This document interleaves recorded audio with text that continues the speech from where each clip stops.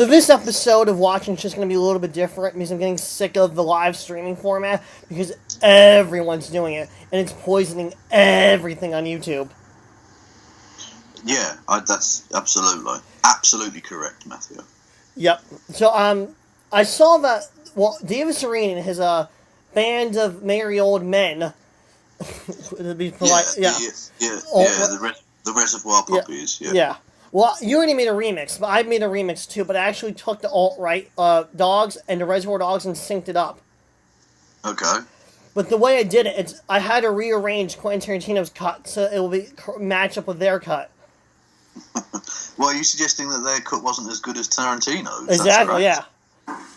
That was the Partridge Family's Doesn't Somebody Want to Be Wanted, followed by Edison Lighthouse's Love Grows Where My Rosemary Goes. SK Billy's super sound of the 70s weekend just keeps on trucking.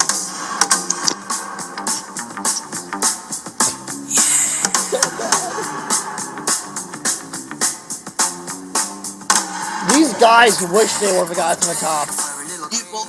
What you'll notice is that... Yeah.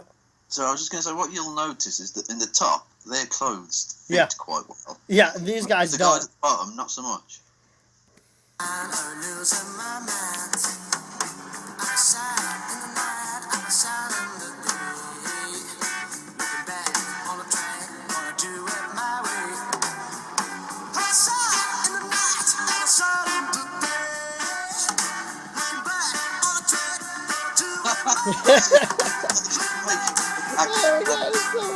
You were saying? I was going to say, Matt Forney made your man there look actually attractive. Exactly, yeah. I don't know how to manage that somehow. And Aurini, the great director who knows all the keyboard shortcuts, is like... Well, this is not the first time that David Aurini has been akin to one of the great directors of our time, because he compared himself to Francis Ford Coppola, of course. Yeah, I also did, there was one of his videos, like, which one was it? It was something like when he was going on about, when Jordan Owen had her fight, like in one of the Matt Forney show. He said at one point, I am the rebirthing of Stanley Kubrick. Well, the rebirthing in as much as he's as good as Stanley Kubrick was at the day he was born, yes. Yeah. Absolutely. Yeah. That video had about as much fucking technical competence as you would expect from a one-day-old, so yeah. Yeah.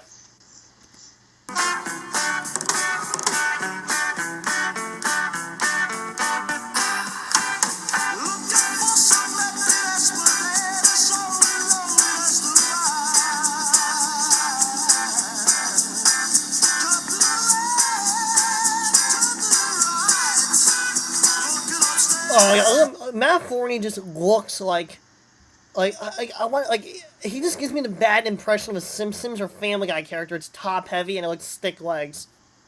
Yeah, he's basically the least alpha person ever. Yes.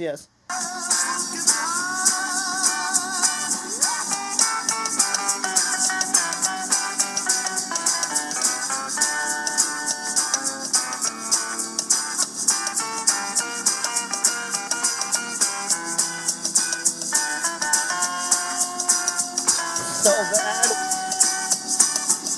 Aurini in this particular image kind of reminds me of Where's Waldo with the whole look. Well, it reminds me of an evil egg. Okay.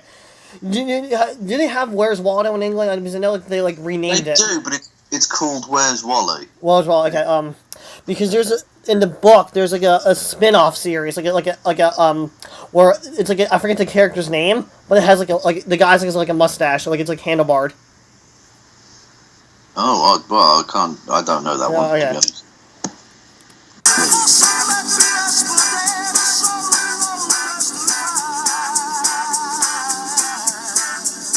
By the way, do we know who this Johan chap is? Because I've never heard of him. Johan is the guy who makes those horrible hats with the hammer and sickle as a bomb on them. No, that's Carl Yushenko. Who are you talking about? Carl Yushenko? Oh, yeah. Yeah, no, Johan, the bloke on the right, if we skip back 10 seconds. You mean... Oh, yeah, it's this fucker, right? Well, not... Yeah, him on the right. Ironically, on the extreme right. Yes. Yeah, I think he works at like Return of Kings. That's one of their like articles. Oh well, brilliant. Yeah. I'm sure he's a fucking genius. Here's If he my. hangs out with the likes of fucking Aurini and Clary, Yeah. he's a genius. So this is the second second remake for inspirational ideas so they can reenact more horrible not horrible, but make horrible Swedes of gangster films in the future. Have you seen the Martin Scorsese produced film The Family? I have not. Well, this is that remixed with them. Okay.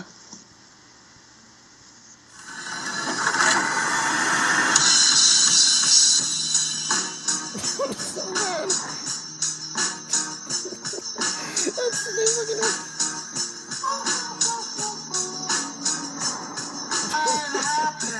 I'm feeling glad I got sunshine in a bag. I'm useless, but not for long. The future is coming on. I'm happy.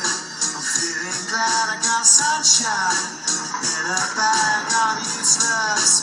Oh my god, so bad. You can see where I'm going with this, giving them ideas for the future. Yeah, I didn't think they could disappear any further up their own asses. Exactly. Brilliant. Just for those who don't know, I did one, and I basically replaced the sort of cool music from the actual film they'd overdubbed with the circus music. Oh, okay. Moving forward on with the show, did you hear about the weird conspiracy that happened at 3 a.m. your time? Well, no, I would have been at work, so I haven't heard. What conspiracy is this? Well, the British pound for at least 3 minutes dropped to 0% and then bounced back up to moderate rate, and no one knows why. Okay, that's very peculiar. People already, Alex Jones and Molyneux and the whole conspiracy hard crowd are speculating it's Chinese regulation gone wrong. Okay, well, I really can't give you anything. Yeah, I know. Neither can I. I have absolutely. I mean, I can only assume that someone's blaming the Jews. That's Jews. Yeah. We're gonna get to that eventually. That's on the show. Like, as I was just gonna say, I did see one conspiracy where Matt Drudge was suggesting that the U.S. government were overstating the power of the hurricane to try and scare people. Yeah, I heard it. Yeah. Brilliant, fucking brilliant. Well, apparently someone in Brooklyn, on the Brooklyn Manhattan Bridge. Someone put up the biggest fucking image of Putin on a movie theater screen with this imagery on it, saying "Peacemaker." That's the most stupid thing I've ever heard. And they have no idea who did it. Oh, some wanker. Yeah. Clearly, that's ridiculous. Yeah. Now, on the same notion of conspiracies, are you aware of David Voss? I am. Well, he's made a delicious kind of video. It's insane, but we'll get to it why. It's called Mainstream Media Delusional and How It's Delusional. Snapper. Well, hello friends, I'm driving on back to my property, and I just thought I'd, pop on here and give my 2 cents worth today. I'm just driving along here, kind of pretty. You might not be able to see that, but here we are in Texas. Anywho, I don't know if you saw that, because I couldn't see what you guys were seeing. But, I was just thinking, these people that run the media, they must be really delusional. They really must be, because they keep going on like as if they're telling the news and they're serious, David Voss, just talking to him, you have been outed for fabricating news stories and footage 3 times in the last 2 years. I wouldn't be talking about calling the media false. Well, that's the only reason I know him is because of fabrication. And not just that, but I like the fact that he says, I've just been thinking. Yeah, no, you haven't. No. Of course you fucking haven't. Someone told me, I know a guy who's, has, a lot of mutual friends that, somehow, separated David Voss. They told me the guy, owns a cattle farm. Or at least he used to. He is Texas, to be fair. Yeah. So. Or at least he used to, because, he said, I don't know, if he still runs it, or, has other people run it, but, he does this, he uploads 15 to 16 videos a day. It's like literally mind-boggling. Okay. Like, well, yeah. He's gone for quantity over quality. Yeah. He's taken the other route. hey, in the news, this and this happened, and Look how insane he looks. Oh, my God. really serious. It really happened, and we're going to tell you the truth. And we all know that Joe. From a guy who fabricates news stories. And then they're like, they say 80% of everybody doesn't even trust the news anymore. You don't. But anyway, meanwhile, this big old terrorist attack, and they killed 1,500 people, and everything is real too. Of course, we know you don't believe it. So we're just going to keep on like as if we do. See, isn't that insane? Because I just love the amount of projection coming from this guy. I'm not entirely sure this man should be allowed to drive. I think the same thing. He's a little bit too unhinged for my liking. Sooner or later, he's going to get a truck on the 4th of July.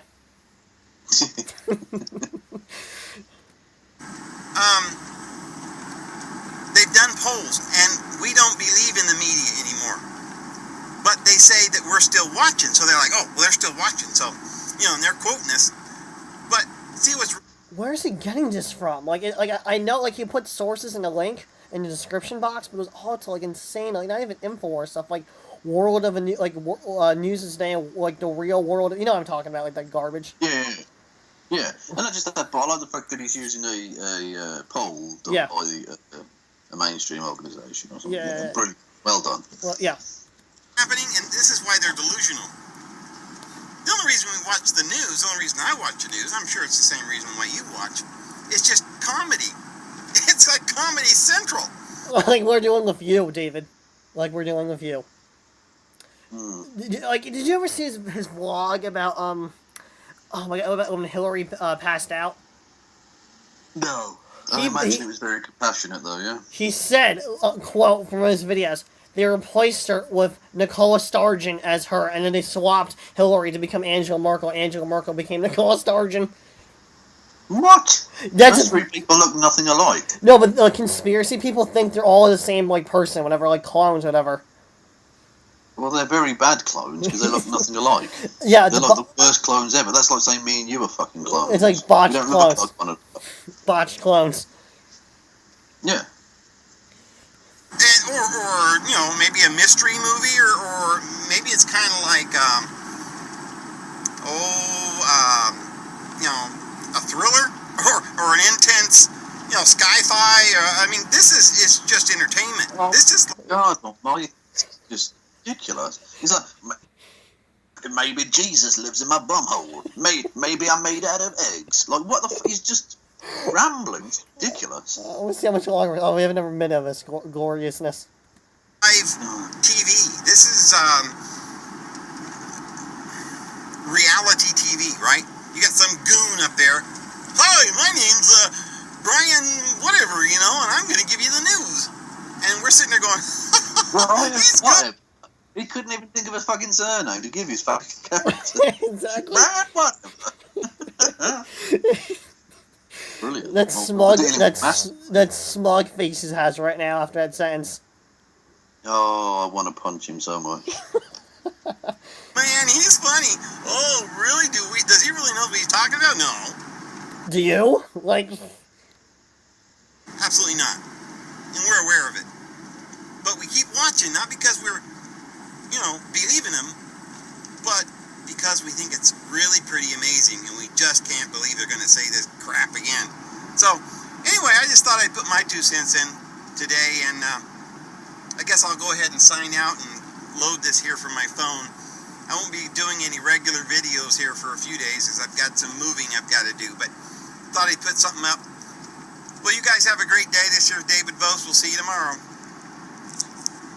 That's fascinating. And also, I'd like him to explain, if no one believes the news anymore, why is there a direct correlation between news coverage and voting intention? Exactly. I don't know. I want to see what he replies to this, because a lot of times people reply to our show. Oh, wow. Okay. Yeah, I don't know why they're doing that exactly. We're not, Yeah, I want to see what ridiculous straw man he comes up with. Well, yeah, that would be fine, wouldn't it? Yeah. I don't think I've ever seen a reply to one of their bits. Actually, no, Skeptor did. Skeptor did, Aaron Clary did once, and I don't remember the title of it because the titles of his video are horrible and unrememberable. Matt Forney wrote a blog post, and Nick Martinez also replied in blog post format. Oh, wow, I didn't know that. You'll have to send me some links. Yeah, I'm going to, yeah. Oh, I wanted to cover MundaneMatt's older video from around March or February, like, of 2016 or 15, I can't remember. I think it was, like, late into 15.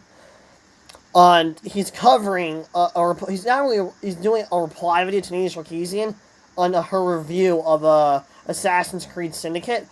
But I think for one point, at this one point, this is the only time I think I've ever agreed with MundaneMatt, and that's a scary thing to say. Right. So I want to play the video and see what we can get from it, because he brings the kind of like the Gamergate argument, but like Anita, when I'm watching the video, was accurate on Assassin's Creed, but Anita Sarkeesian, in her review of Assassin's Creed Syndicate, left out a lot of information that was key to her narrative. Right. Yeah, so I just want to go over and review it, see what we can pull out and add on to it.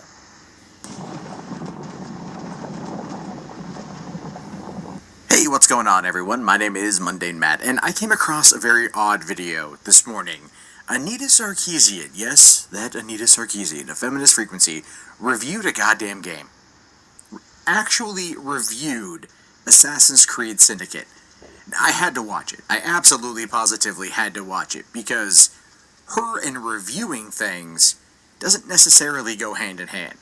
Her and criticizing everything and everything, because in her mind, everything is racist, everything is sexist, everything is homophobic, and it's her duty to point it out. That's true, man. No, yeah, that's a lie.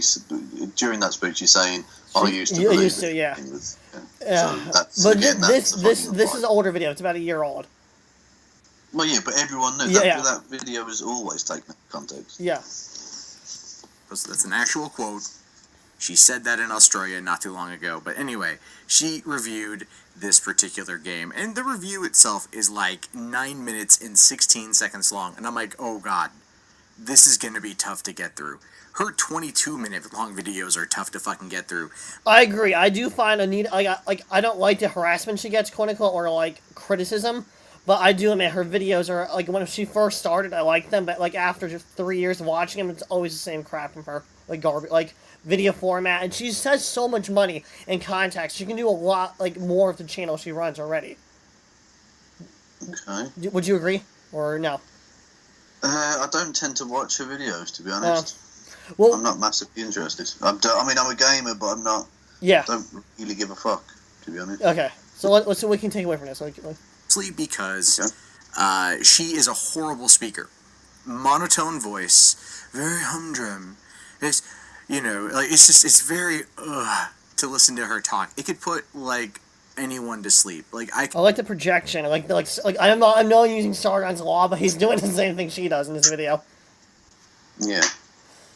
Honestly see them doing this on death row. A person has been injected, they're waiting to pass out, they're having trouble, they wheel in a TV or a computer and they play one of her videos, this video in particular, and the guy's out in like 30 seconds, and then they're like, well, that worked better than expected. But the point is, it's fucking horrible. So how would Anita Sarkeesian review a game? Alright, well, the thing is, you can read her entire review on her website. The whole thing is there. But what you need to know, more or less, going into this thing, is she pretty much focused most of her review on Eevee, right? Most of her review on Eevee, because that was why she reviewed this game.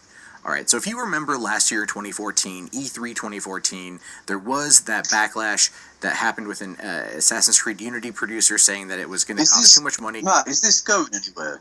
Yeah, it goes into an argument, like weird straw man, and like kind of like ad hominem attack. But it goes into like around a 3-minute mark, so I'm waiting him to build up to it. Okay. To animate playable female characters, even though that quote was pretty much taken at absolute face value, pretty much out of fucking context. Okay, that particular instance with the quote being out of context, yes, but the guy was also outed a few months later being a rabid misogynist behind the scenes, and there are articles about it on the internet. So I don't Also, know. we've already seen from Matt a quote out of context from Anita, so I mean, I'm skeptical. Yeah, so am I. But like, I'm skeptical what he's saying, but he is saying the facts presented by the actual game. But I want to get to his ridiculous assertions later into the video and see what we can take away from it. Okay. And the guy never, and Ubisoft tried to repair it, but everyone got so mad at them. Never mind the fact that the entire point of the game was that you play as Arno, which is why there's no playable female characters in the co-op, because you're playing as Arno the whole time. Never even registered a blip on any of these social justice warrior, extreme leftist, cultural Marxist, cultural authoritarian radar, whatever. None of it. So that kind of Cultural Marxist. As soon as someone says cultural Marxist, you can just fucking ignore them. Yeah, I agree, but like, But they've always got a fucking excuse. Yeah. Oh, well, there isn't a female playable character because of blah de blah and blah de blah and blah de blah and blah. And there's always a fucking way of just excusing it away. Fuck you.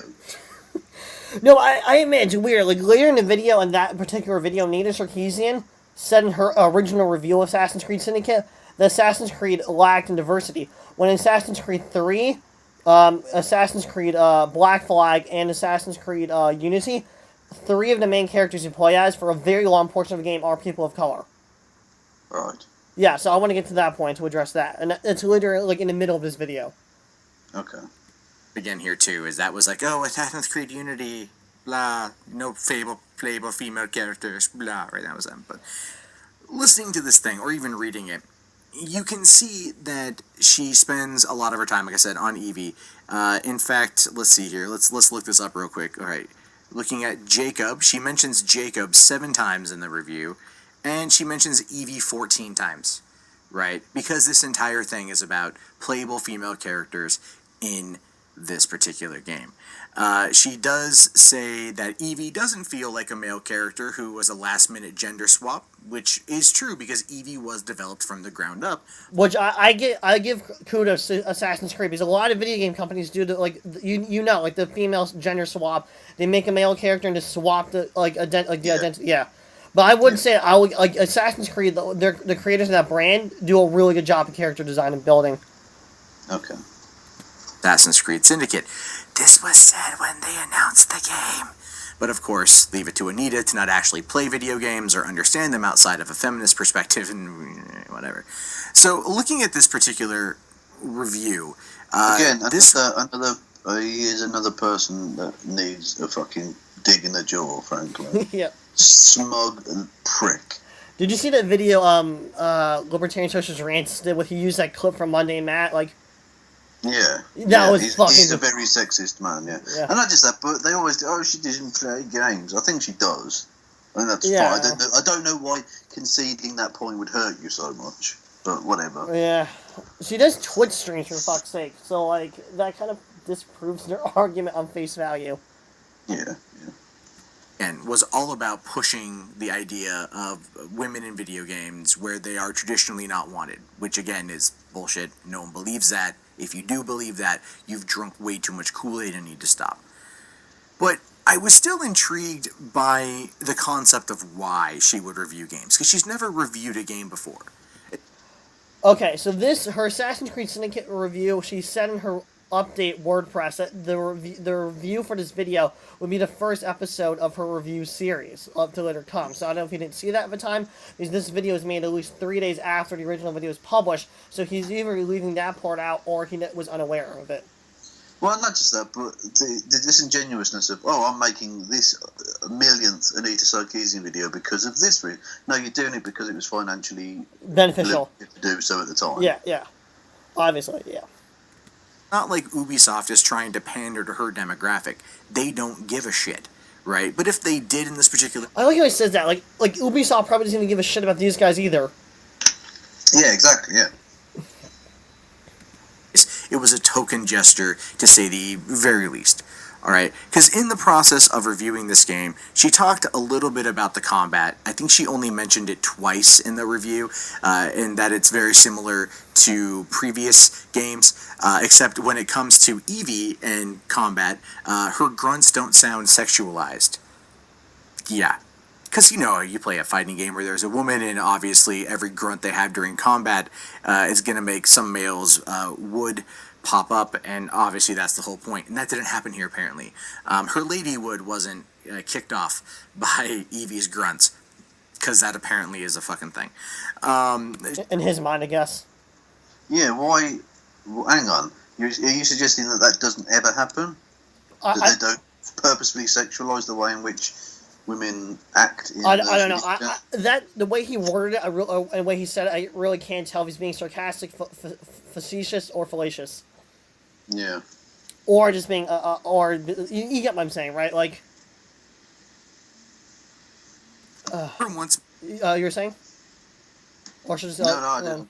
No, I didn't say anything. Stealth. Even though these games have little all to do with stealth anymore, there's still a stealth element. Okay, I will admit, the first Assassin's Creed games in the franchise were very stealth and spy-like. The more you get later in the series, the more action and less stealth they're based. So I give them that. I give that the fact that they made Evie's characters in a game that's being less stealth and more combat, not sexualized grunts, is actually on the plus side. You get what I'm saying, right? Like. Yeah. That does take a pretty big part of the game, that you do kind of engage in it, even though it's almost optional for the most part.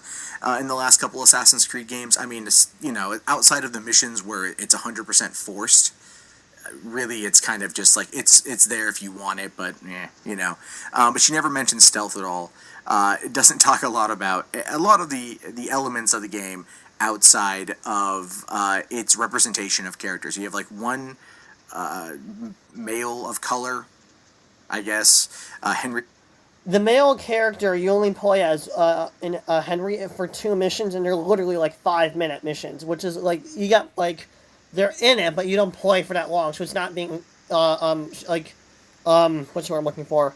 Inclusive, I guess, to like him actually having a good story mission, because the missions where you play as Henry are literally 5 minutes. Yeah.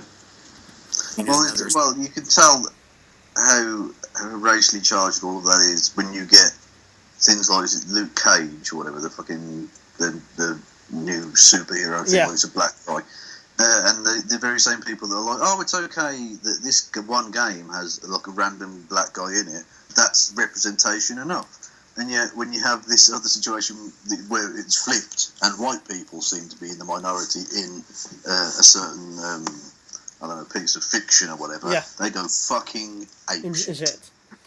I always want to bring into the fact that in Assassin's Creed 3, for most of the entire, like, 2/3 of the... Not, more than 2/3. It's more than, like... It's the first part up to, like, around, like, the second... Like, by the 3rd chapter of the game, in Assassin's Creed 3, you're playing as a First Nation character. Like, the character is First Nation. Okay, cool. So, I don't know why that was never on Anita's radar in any of her reviews for, like, Assassin's Creed Syndicate or other reviews and games when she does stuff about race or whatever. Okay, well, I've not played the games. Yeah. God, you tell me anything. And you have another character who's a trans man who gets treated like any other normal character. But go back and look at really any of the other... Like any other normal character. Yeah. Thanks.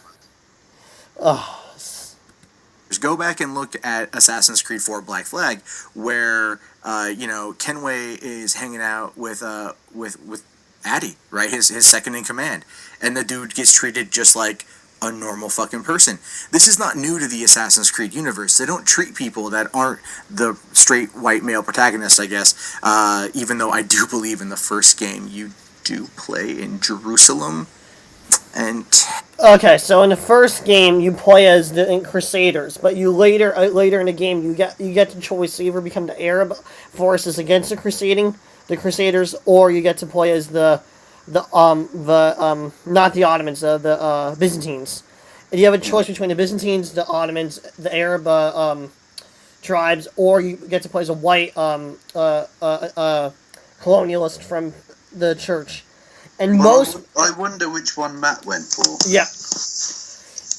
But it's really interesting. Ubisoft, back in the day, like around 2008, when that game came out, more people went with the Byzantine and Ottoman Empire than they did with the other two, the Bedouin tribes or the White Crusaders.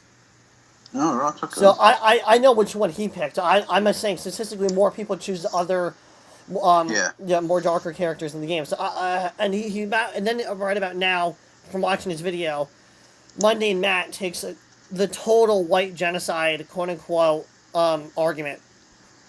Okay. Technically, you're not really going to get away with calling people in that region white. So, Unless there's unless it's Jesus. Yeah. You can just portray him as white, that's fine. thing as well.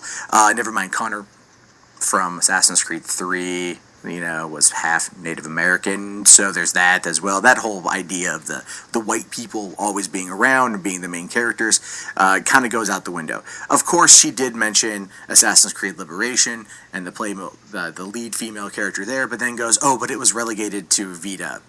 Well, Okay, the Vita system no one had because at the time Vita, when it came out for Vita was fucking garbage.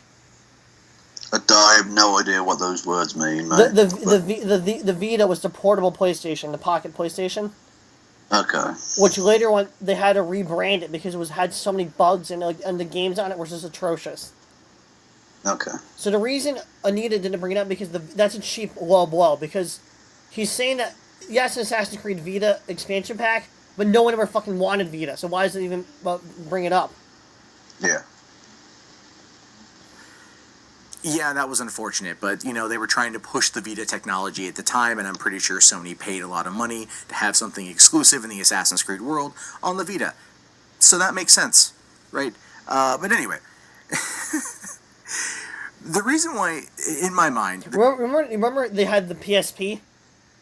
Yeah. The Vita was the reboot of that. The Vita failed hard when they had to rebrand both the PSP and the Vita in a different handheld system.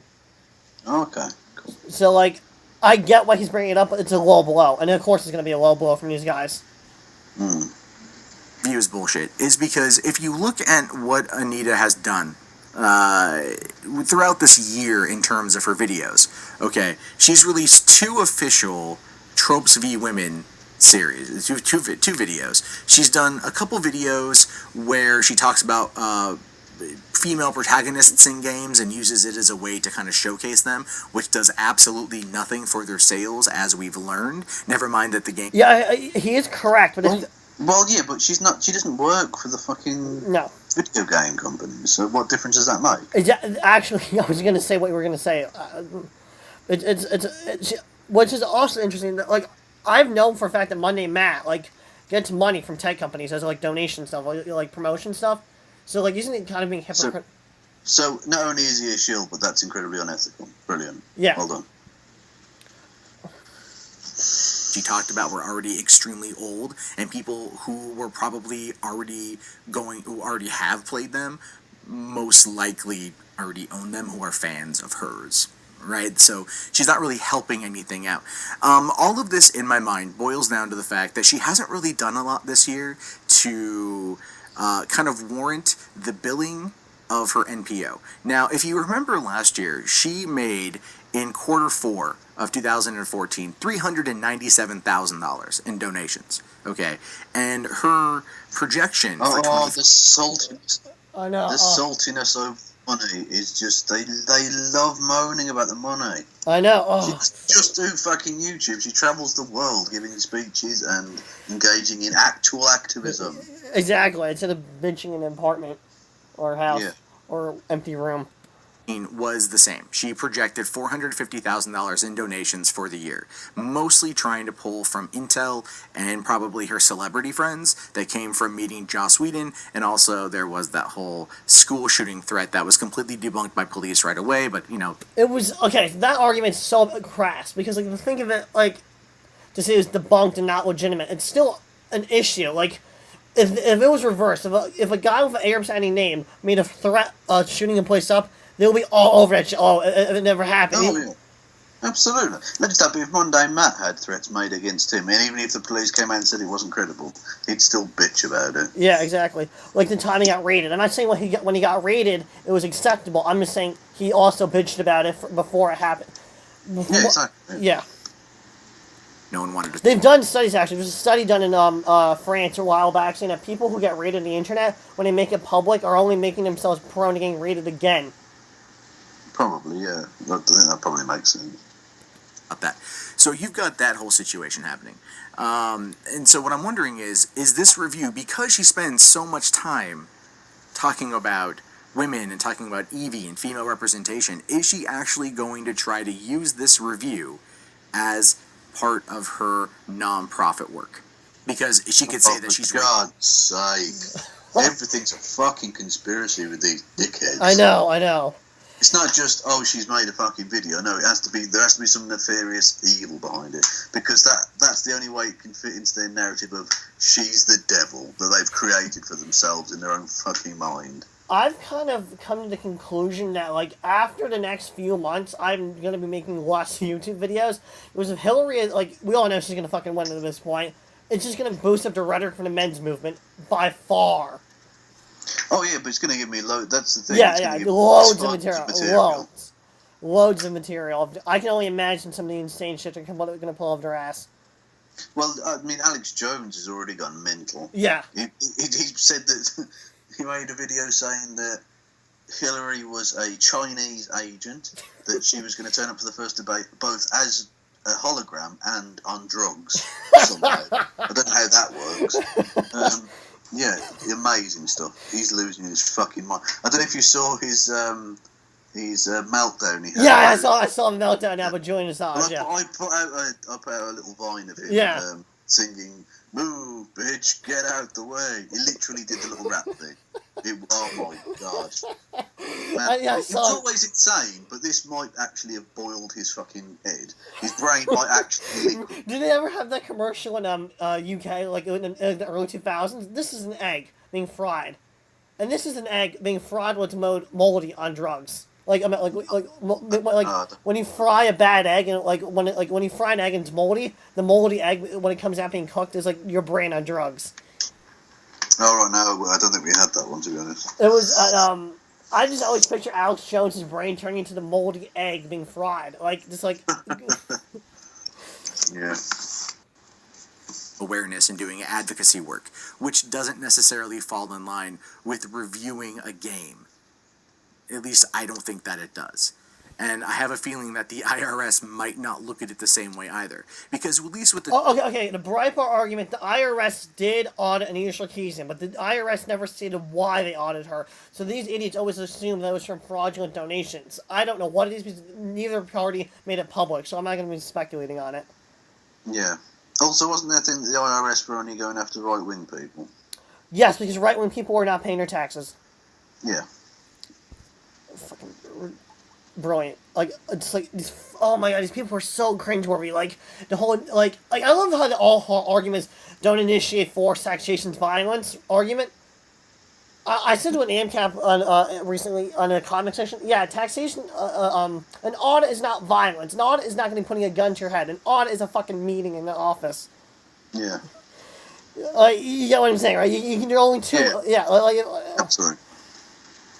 Sweet Women series, she's disseminating specific games, and she's using the content in a fair use capacity in order to create education and awareness. Here she's just talking about a game that she was given by Ubisoft early, and she spends the bulk majority of it talking about the playable theme. Okay, the whole argument of Anita reviewing the Ubisoft games that are early release, yes, Anita gets promotional games. Like, most people who have legit, like, websites or companies get promotional packages to review. Like, I'm saying, like, if MundaneMatt is doing the same thing with other products, I know there was a Gawker article saying he does with other products. I don't know what it is. I don't know what they are. I don't want to speculate, but I'm saying when you have a professional enough status and you get promotional as this stuff, it's there's a level of review. Like, a lot of, I've seen people do it for years. Like, TJ did it for years for Coca-Cola and RuneScape.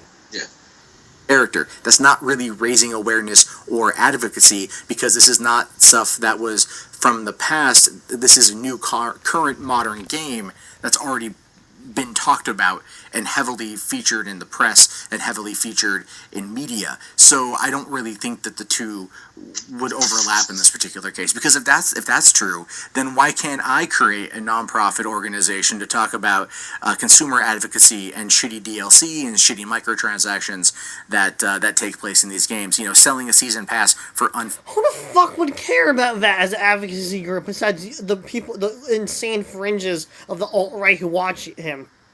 Yeah, exactly. Yeah, you have to do advocacy that people might want to consider. Yeah.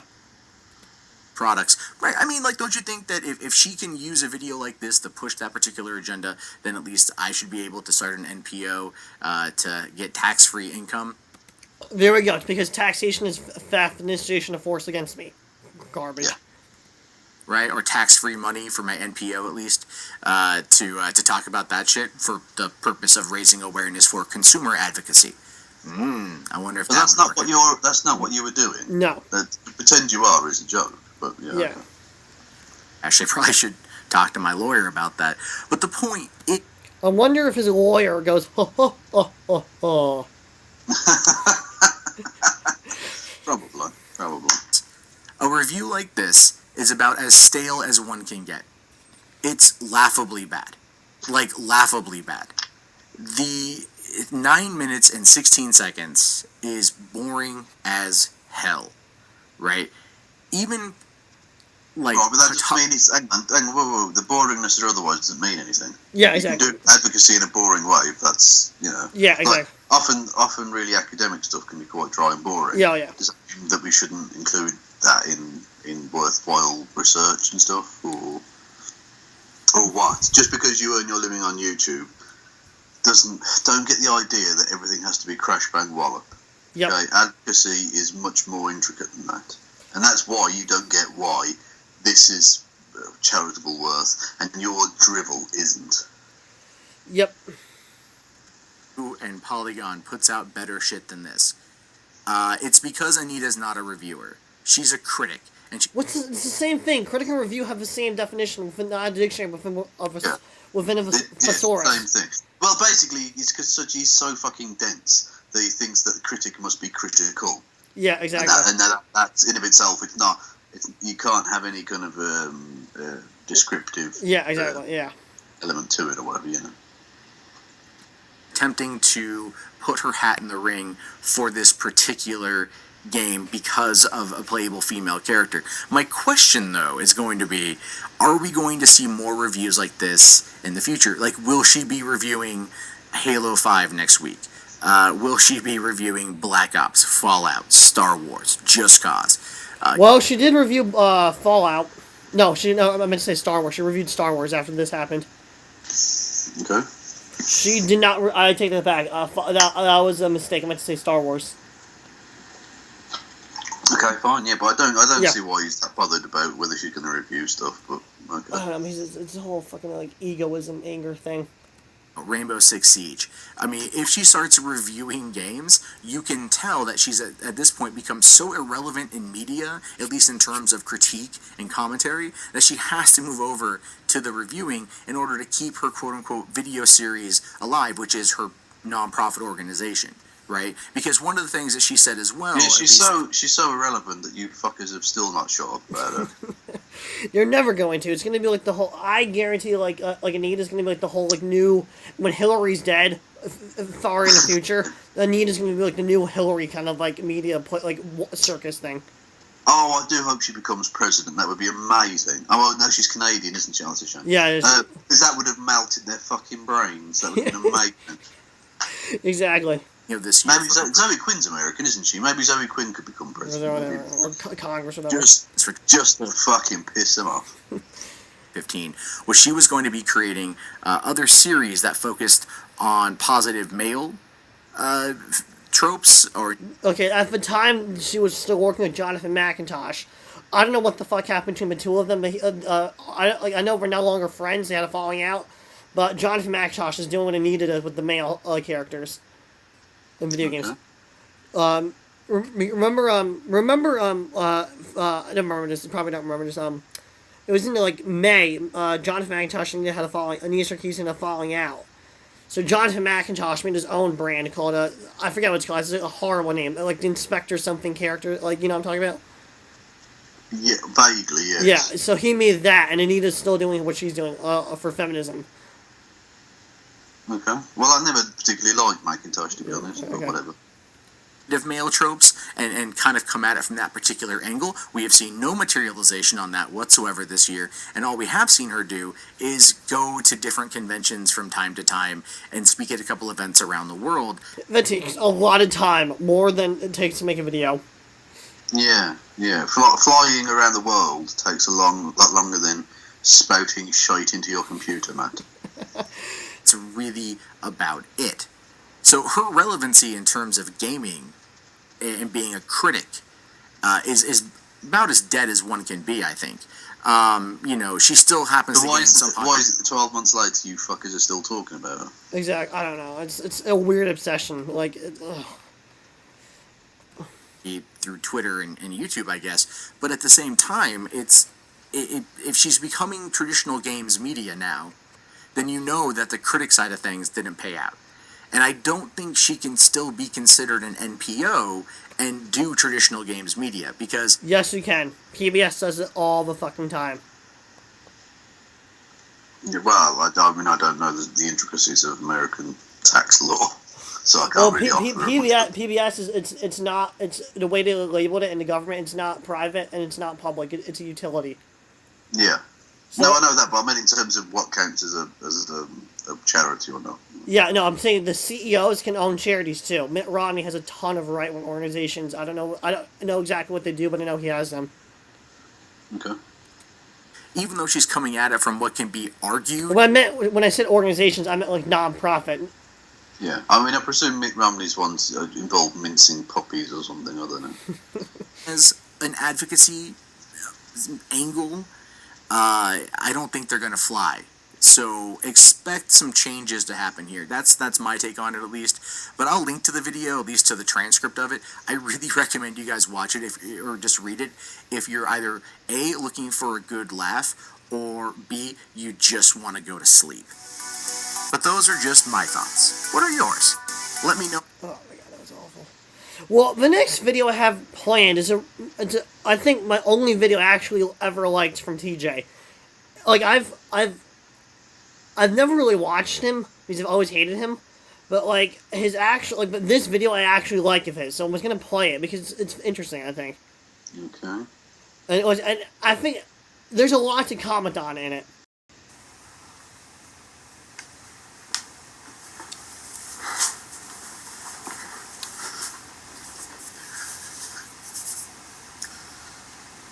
Banana! God damn it! Why was I bleeped just now?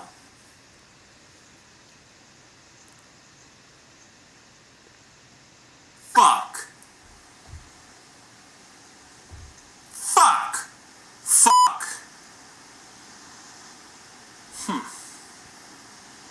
I think I see what's happening here. I think that when I hide behind a mask, when I hide my true self, I castrate my own words.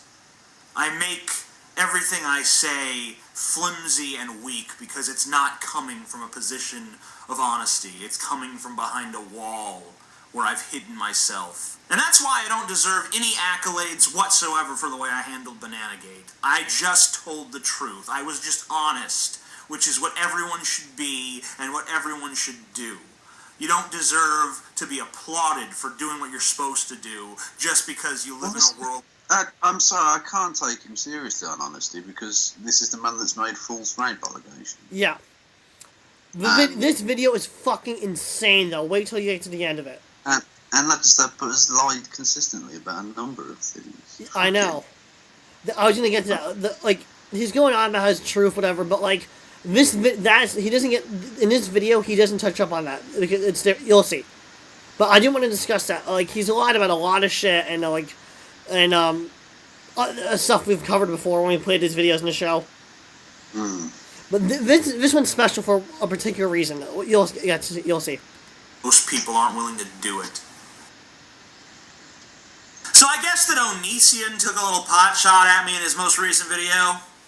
Just because I made a buttload of videos about it doesn't mean I want to lube myself up with chocolate sauce and put a banana up my butt. And a lot of people asked me to respond to this, and I could go into exhaustive detail about all the drama Onision has been on recently, where his girlfriend had a mental breakdown, and then she kicked him out of his own house, and then she shaved her head, and then she was pregnant, supposedly, and all this other crazy, wild shit that's been going on in his life. But you know what? I'm not even going to bother with that. I'm going to go an even lower road. I'm going to point out that Onision is, in fact, himself a banana. Teej is also banana. Banana! Well, Onision, you know what I do with bananas, don't you? Yeah, you might want to reconsider this tactic. Unless you want to be a suppository. Yeah! Woo! Goddamn! That's some weird shit. So I'm not here to talk about Onision. I'm not even here to talk about the Banana Gate scandal. No, I want to talk about the weirdest YouTuber ever. And I know that on the heels of everything that's been going on my channel recently, that seems like a strange declaration coming from me. But seriously, this guy is fucking strange. And I'm not trying to pwn him. I want to put that out there right up front. This is not a pwnage video, and this is not really a tribute video either. It's not like I'm giving this guy a shout out, and I'm not really pwning him either. I am just drawing him to your attention because he's fucking fascinating. And you've got to see this. His YouTube channel is Asshole Blogger. And the first video I ever saw of him was this. Yeah, you know, Ron Paul's got it right. You might not agree with his position in regards... Can you hear it? No? Well, do you mean the video? Yeah. Oh, yeah, I can hear the video. Yeah. social issues, etc. Okay, so he's a redneck Ron Paul supporter. There's nothing that unusual about that. Well, you're a redneck Donald Trump supporter. Exactly, yeah. Yeah. Plenty of those. No big deal. But then I saw this. Hitler Youth Armband, very good condition. The first one is 3-piece. 1, 2, 3.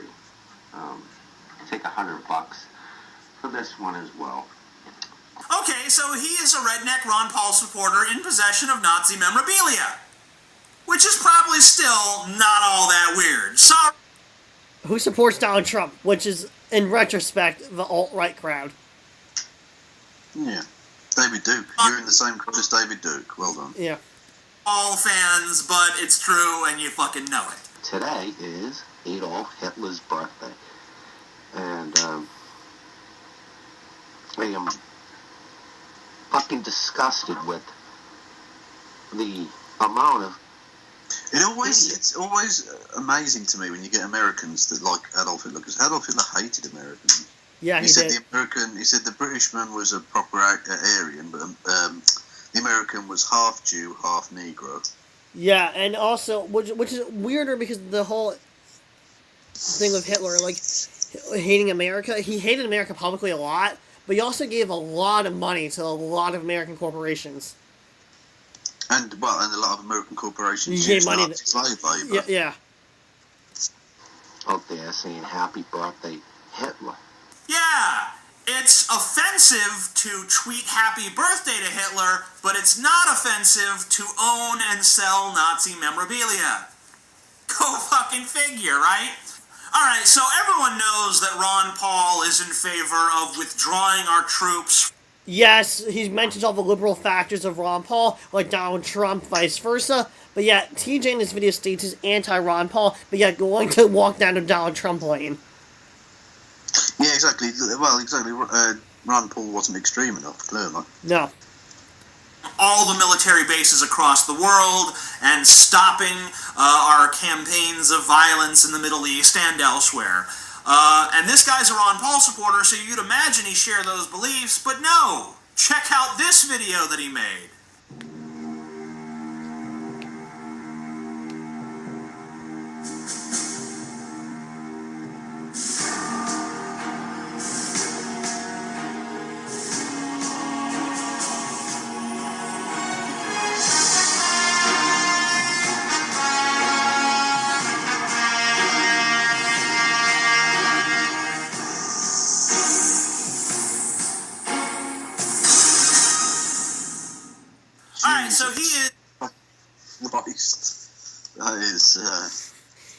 That's almost AIU level madness. Yes, it is. A redneck Ron Although Paul. interestingly, see that AIU has come out in support of Hillary Clinton. Yeah, I know. Which means that the likes of Sargon and the Amazing Atheist are to the right of AIU now. Brilliant. Who owns and sells Nazi memorabilia, yet hates Hitler, who supports bombing mosques to get revenge against the terrorists, and yet he supports the Arab Spring. Remember when Obama got Almost like, I don't know, someone who claims to be a liberal supports abortion, but yet then would advise people to vote for someone who said that they would punish women for having an abortion. I mean, it's crazy, isn't it, TJ? Yeah, it's so crazy. It goes with a lot of fuckers on YouTube. Sargon, AIU, Thunderfoot. Yeah. Well, Thunderfoot said vote Remain, but I remember back a few years ago when he was fighting with Packendale over the mosque at Ground Zero, which was not at Ground Zero. He advised people to vote. Thunderfoot said on Twitter in an old blog post, I can't remember what it was titled, in reply to Packendale, to vote Rudy Giuliani. Brilliant. Yeah, exactly, yeah. Yeah, for an atheist future. Yeah, exactly, yeah. February, March, whatever. And he told the governments of, Egypt and Yemen, Syria, Tunisia, etc., whoever, whatever, to respect the people and let them protest, etc., and all that. Well, it was a good thing, and he was right. Does it get any weirder than that? Yes, it does. He has a wife who is mentally ill, and he records her during her psychotic outbursts. How'd you know that? Something happened to me with music. My mind snapped. I put Market Basket and I can hear things everywhere. It's like, it's non-stop. I know I need to see something for it to try to get it to stop, but that's why I'm walking around in circles, trying to put the pieces together. He also talks constantly in his videos about how much he hates his wife. In fact, he has an... Kind of funny from a guy who talks about how much he hates feminism and women a lot. Yeah. Exactly. At least this bloke's only talking about how much he hates one woman. Yeah. Entire blog dedicated to his hatred of his wife, who he still lives with. And I'm sitting here having fucking panic and anxiety, dreading what kind of hell she's gonna put me through, because a woman is a fucking monster when she's drunk, and I am in fear, constant state of fucking fear and panic until she is passed out, because of what happened back in May, and I have a kid, and the last thing I need is for this fucking cunt Tilda the Hunt to make more false accusations and fuck me up and ruin my life again. Okay, so we got a pretty strange guy. Funny how TJ's talking about playing a clip that, like, a guy's making his wife. He's playing a clip of a guy who's saying his wife makes false accusations while TJ makes false accusations against himself constantly. Yeah. The reason I'm playing this video, because I'm trying to explore with this episode Freudianism, because it's the projection of Sargon's Law, quote unquote. I hate calling it Sargon's Law, because Sargon does that thing all the time. Yeah, I know. And it's anyway, yeah. There are a lot of cognitive dissonance going on, and none of that is enough to make him the weirdest guy you've ever seen, but maybe this is. What's up, motherfuckers? Asshole here with another fucking YouTube video. You probably don't recognize me without my signature hat, but today we say goodbye to that. And with the hat goes my right-wing subscriber bases, because today I tell you, the subscriber and viewers, that I am transgender. And if that changes your opinion about me, then so be it. Okay, so what we have here is So TJ thinks that being transgender is somehow worse than being a Nazi. Yeah, exactly. That's the one to get a touch on, because TJ always goes around saying, I'm LGBT. So why would you attack some of your own community, of the LGBT trans questioning community, for if you identify as being part of the community. Well, I would ask Milo enough this the same question. Exactly. Redneck Ron Paul supporter who collects Nazi memorabilia and sells it on the internet, yet hates Hitler, who supports Ron Paul, yet doesn't support his foreign policy because he thinks that bombing mosques will stop terrorism, even though that's totally antithetical to Ron Paul's view on the issue, and yet he does support the Arab Spring, which I don't know if anyone's told him this or not, but it's comprised of Muslims who go to mosques, and he's transgendered. Oh, and he hates his wife so much that he feels the need to advertise it to the internet ad nauseum. So like I said before, The guy, in some way, has as many contradictions like Teej. A lot of these fuckers on the internet do, like Milo and like Sargon, AIU. So this episode we're exploring with the idea of Freudism, of projection. And I also want to add on that the fact that the guy asshole blogger, who still goes by that name, even though they transitioned already, I checked the person's channel out.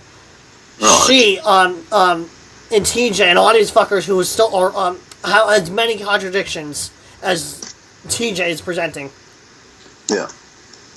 Not a ponage video. I'm not trying to own this person, nor am I trying to pay tribute to them, because their videos really aren't much worth watching. They're really kind of poorly made and boring. Well, but the what person you are doing is trying to financially exploit Yeah. the situation of someone who's in a really bad state. Yeah. In an unhappy marriage. Clearly, I don't know quite what's wrong with the person, but the fact that they're, like you say, a Nazi who hates Hitler and all that sort of stuff would suggest they've probably got some sort of mental issue. Yeah. Yet you're just sort of essentially mocking him. Or her, because she transitioned. This video is old, like... Yeah, exactly. She was a he, if that makes sense. Yeah.